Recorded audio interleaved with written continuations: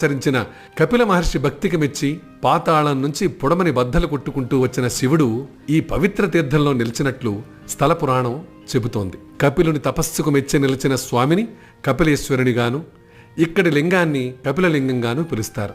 కామాక్షి సమేతుడై నిలిచిన స్వామివారిని తర్వాతి కాలంలో అగ్నిదేవుడు ఆరాధించిన కారణంగా ఇక్కడి లింగాన్ని అగ్నిలింగంగానూ వ్యవహరిస్తారు. తిరుమల గిరణ నుంచి గలగల ప్రవహిస్తూ అమితమైన వేగంతో సుమారు 25 అడుగుల ఎత్తు నుంచి ఆలయ పుష్కరిణిలోకి దూకే ఆకాశగంగా శివుని జటాజూటాన్ని చేరినట్టు అనిపిస్తుంది. ఇక్కడి పుష్కరిణిని శైవులు కపిలతీర్థమని, వైష్ణవులు ఆళ్వార్ తీర్థమని, చక్రతీర్థమని పిలుస్తారు. ఇప్పుడున్న ఆలయం సుమారు 1000 ఏళ్ల నాటిదని చెబుతారు. అప్పట్లో ఈ ప్రాంతాన్ని ఏలిన రాజేంద్రుని చోళుల కాలంలో ఈ నిర్మాణం జరిగిందని, స్వతహాగా శైవ మతస్థులైన చోళులు దీన్ని అత్యంత భక్తి శ్రద్ధలతో నిర్మించినట్టు స్పష్టంగా మనకు తెలుస్తోంది. వైష్ణవ తీర్థం